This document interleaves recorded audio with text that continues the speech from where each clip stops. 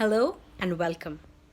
If you're watching this, it means that either you or a loved one is suffering from Bell's palsy, and you want to know what the do's and don'ts for that are.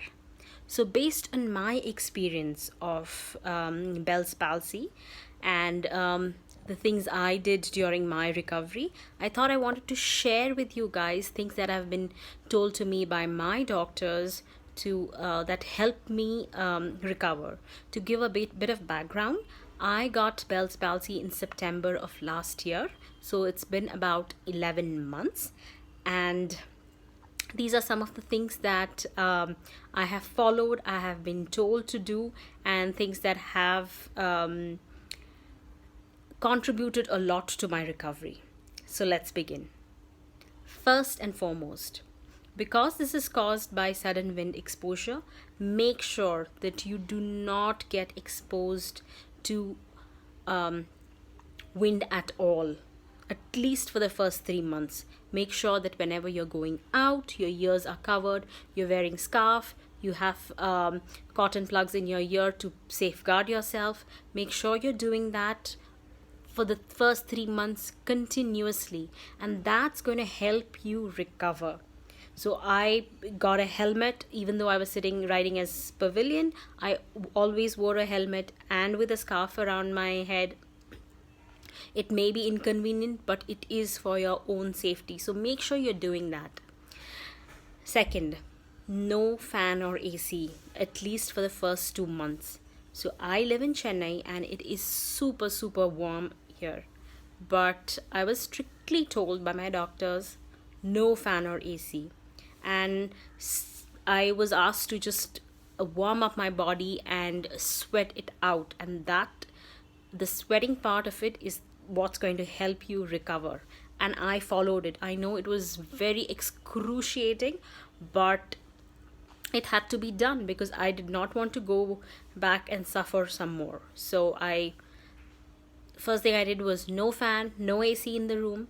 And after the first 3 months, you can have fan and AC around you, but make sure the wind is the throw is not directly on you, especially not on your face, because once that happens, there is a chance of recurrence. At least that's what I was told, and I have experienced that. So after the first 3 months, when I started slowly coming near fans, I noticed that I did feel some throbbing in the face. My eye used to, flutter, and it was not a pleasant experience. So make sure you don't do that.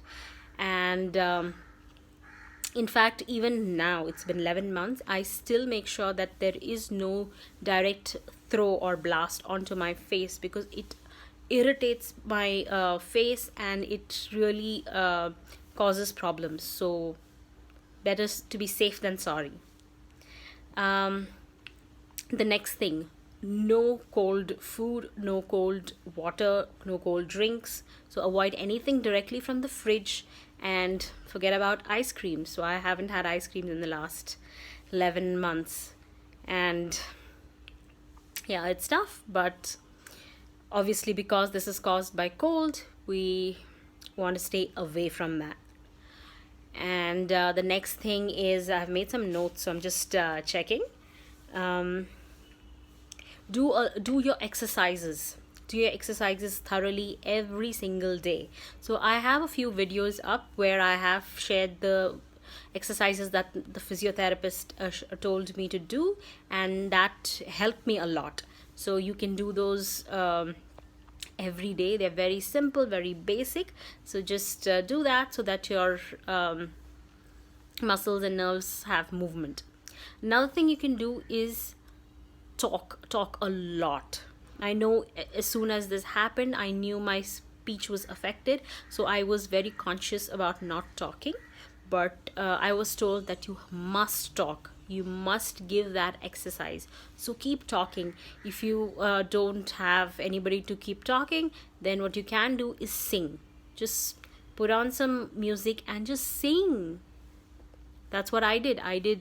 I used to sing the whole day. I was not working at that point. So when this happened to me, I kept singing. That made me happy, as well as it was exercise. So win-win. um, the next thing was physiotherapy did help. So I went for 30 days of electric stimulation, and that really helped me get back my functions. By the end of 30 days, I got back almost, I would say, 80% of my functions. So definitely do that.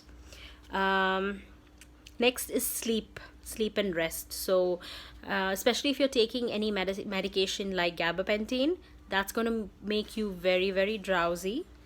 It's okay, just take rest. Because what I heard was that your body needs to conserve energy in order to heal. So give it a lot of rest, sleep, and just take it easy until you get back to normal. um, Next is your medication. So that goes without saying, take your medication. I did not follow allopathic medication. I went with the Ayurvedic route. So I've been taking medication from my Ayurvedic doctors, and that has really helped. But Ayurvedic medicines are a much longer course, so I am still on those medicines, and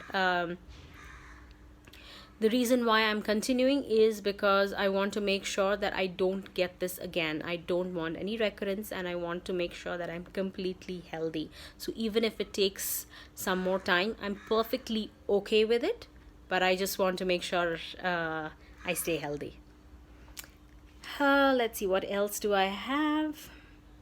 Yeah, the last thing is have a very positive attitude. Once you have Bell's palsy, I know it can be very devastating. You cannot speak, and half your face is frozen. So it can be very scary. It can be very depressing. But you've got to keep a positive attitude, because it's your mind that heals your body. So try to remain positive. It's only a matter of 30 days before things start looking up. But in those 30 days, don't lose heart. Don't feel depressed. Just keep doing your physiotherapy, your exercises, take your medication, and take rest. That's all you can do. But have a positive attitude, and don't entertain any negative thoughts, because that can hinder your progress. So just put on some music, sing your heart out, talk to friends, talk to family, and just feel better. And after 60 days, 2 months, you are gonna be 99% fine. Like, there will be small changes here and there that you will personally notice, but when somebody else talks to you, they'll hardly notice. So maybe like your eye may not, there might be some pulling, there might be some still some kind of pulling sensation around the lips. But I mean, at least that's what happened with me. After 2 months, you may recover fully 100%. That will be great. But I'm sharing my experience. And one last thing, one thing that I noticed that hampered my progress was traveling. So as soon as I started feeling better, I went on a vacation to a beach. And again, exposure to wind did not help. And once I came back, I started feeling heaviness on this side, and my eye started pulling, and there was the movement of the lips was affected a bit. So I had to change my medication and do exercises and stuff like that to get back on track. So just for your own safety, make sure you don't do that as soon as you recover. Wait for some time and then go on your vacation. So I really hope that these do's and don'ts have helped you.